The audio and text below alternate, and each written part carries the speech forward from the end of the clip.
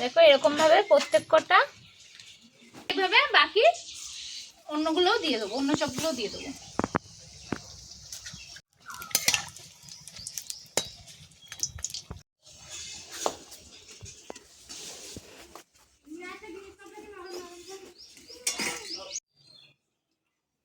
এখন তো একটু বৃষ্টি বৃষ্টি ওয়েদার, তো ভাবলাম যে একটু চপ ঠপ করাই যায়। তো আজকে একটা ডিমের চপ নিয়ে চলে আসলাম। আজকে কিন্তু ডিমের চপ বানাবো, এই জন্য কিন্তু প্রথমে আলুটা কেটে নিচ্ছি।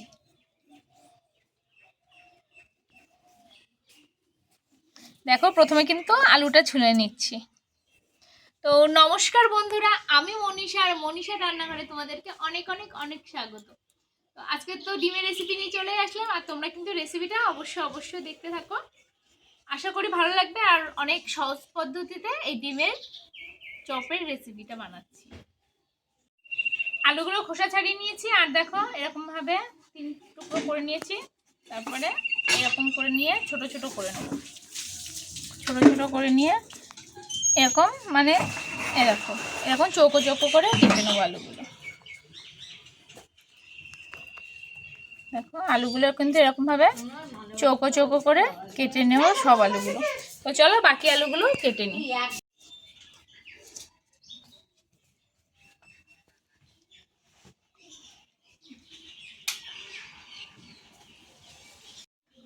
আলুগুলো এই যে কেটে রেখেছি, আর এবার পেঁয়াজগুলো কেটে নেব।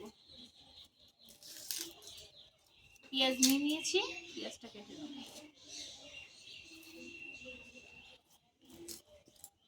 পেঁয়াজটাও কিন্তু ওরকম একদম ছোট ছোট করে কাটবো, এরকম করে দিয়ে এরকম করে কাটবো, ছোট ছোট করে পেঁয়াজগুলো কেটে নেব। দেখো খুব বেশি বড় বড় করে কাটবো না, এই যে এরকম চৌকো চৌকো করে পেঁয়াজগুলো কেটে নেব। লম্বা লম্বা করে না কাটলেও হবে, না কাটলেও হবে, কিন্তু এরকম চৌকোভাবে কাটলে কিন্তু বেশিই ভালো হবে।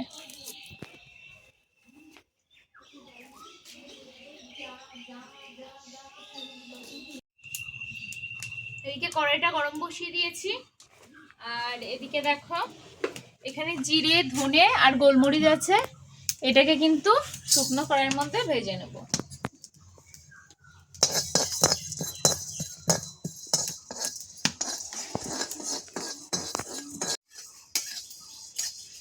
দেখো জিরে গোলমরিচ আর ধনেটা আমার ভাজা হয়ে গেছে, এবার কিন্তু আমি নামিয়ে নেব। একটু লাল লাল করে ভাজলাম।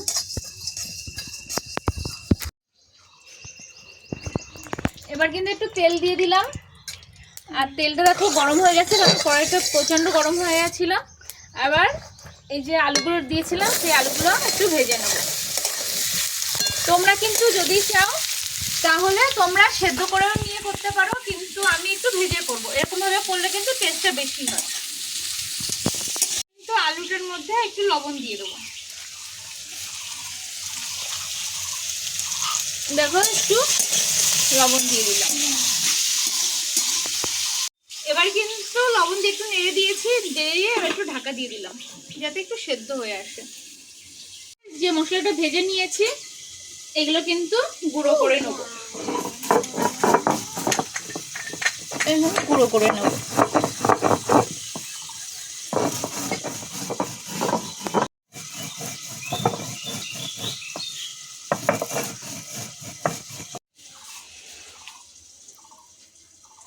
মশলাটা গুঁড়ো করা হয়ে গেছে, এবার তুলে নেব।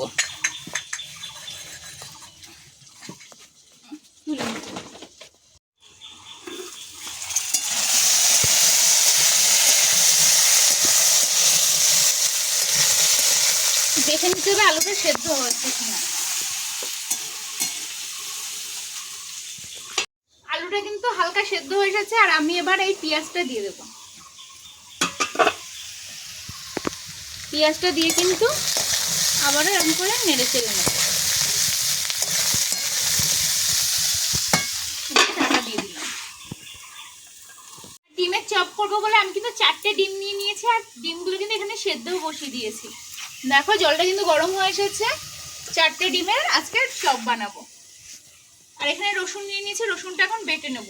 আর তার সাথে কয়েকটা কাঁচা লঙ্কা দেব।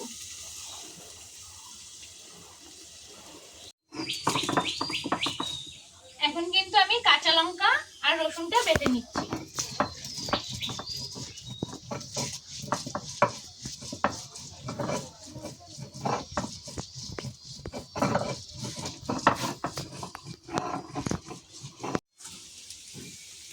দেখো এবার কিন্তু যে বাকি লবণ হলুদটা আছে সেটাও কিন্তু দিয়ে দেবো।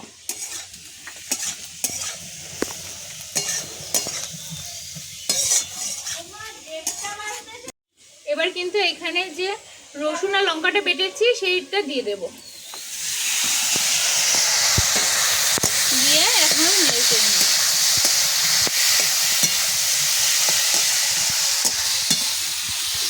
দিয়ে আবারও কিন্তু ঢাকা দিয়ে দেবো। ঢাকা দিয়ে দিয়ে আলুটা সেদ্ধ করে নেবো ভালো করে, কারণ যেহেতু আগে থেকে আমি সেদ্ধ করে নিই। আর যদি আগে থেকে সেদ্ধ করে নিতাম তাহলে কিন্তু এরকম ভাবে আর মশলাটা কষিয়ে তারপরে আলুটা দিতাম।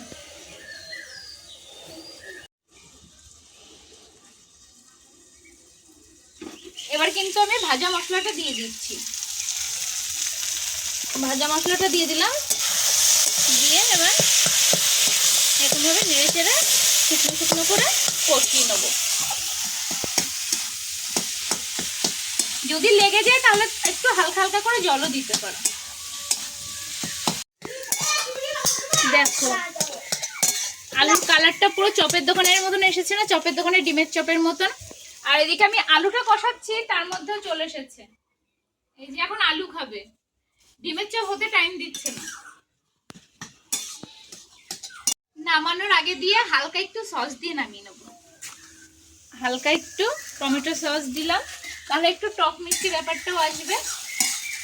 এবার কিন্তু নামিয়ে নেব, হয়ে এসেছে।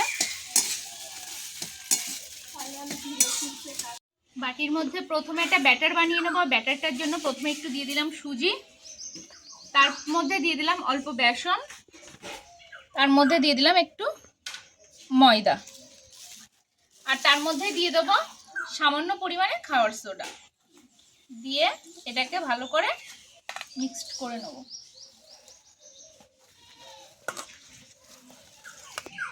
মিক্সড করে কিন্তু তারপরে জল দিয়ে এটাকে ব্যাটার বানিয়ে নেব।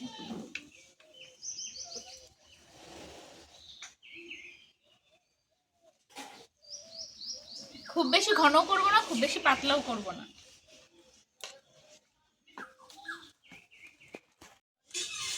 এবার এটার মধ্যে একটু লবণ দিয়ে দেবো। লবণ দিয়ে দিলাম, দিয়ে এবার মিক্সড করে নেব।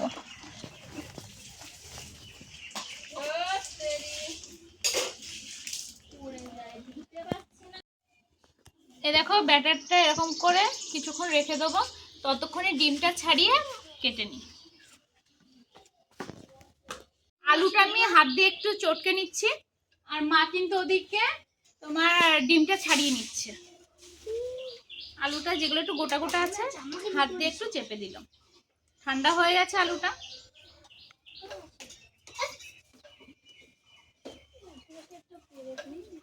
মাঝখান দিয়ে কেটে নিচ্ছি, মাঝখান দিয়ে কেটে দুফালি করে নিলাম। চারা বসাবো কিন্তু এরকম দুফালি করে নিলাম। করবো না এখন, মাটিতে বসালে দেখে ও মা তুমি কড়াইটা ধুয়ে দাও। আমি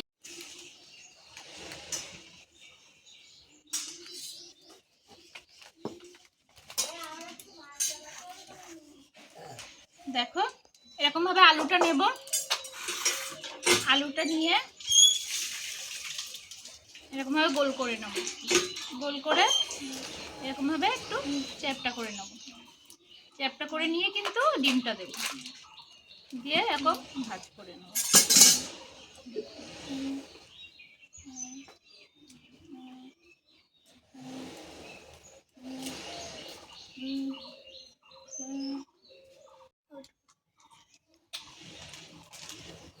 দেখো এরকম ভাবে কিন্তু দিয়ে ডিমটা দিয়ে দিলাম, দিয়ে এখান থেকে ভাজ করে এরকম করে ভাজ করে দেবো।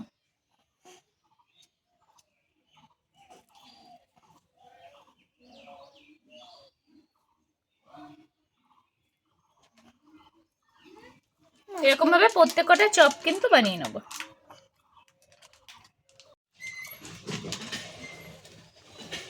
দেখো এরকমভাবে প্রত্যেকটা ডিমের চপ কিন্তু বানিয়ে নিতে হবে। ডিমের চপ আর ডিমের ডেভিল পুরোটাই কিন্তু আলাদা।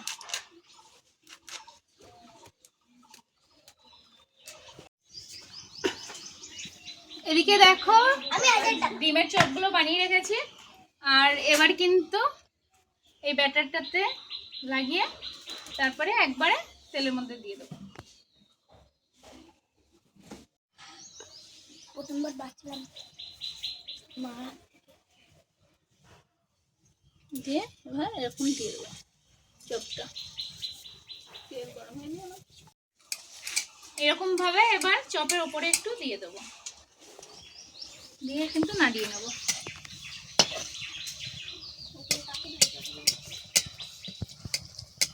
ভাবে এবার লাল লাল করে ভেজে নিতে হবে। এবার কিন্তু এইভাবে বাকি অন্যগুলোও দিয়ে দেবো, অন্য চপগুলোও দিয়ে দেবো, নিয়ে সরিয়ে দিতে হবে, নাহলে কিন্তু একটার গায়ে একটা লেগে যাবে। কিন্তু আমি চপটা তুলে নেব। এই চপটা ওই চপটার সাথে জোড়া লেগে গেছিল বলে দেখো কেমন হয়েছে। দেখো কতটা ক্রিস্পি হয়েছে, বুঝতে পারছো? চলো বাকি চপগুলো ভেজে নিই।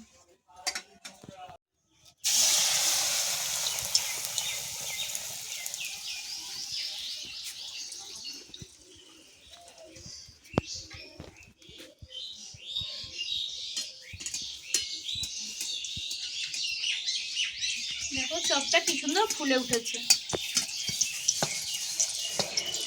দেখো চপটা কিন্তু কি দারুণ ফুলে উঠেছে। এবার কিন্তু সাইড দিয়ে আরেকটা চপও দিয়ে দিচ্ছি।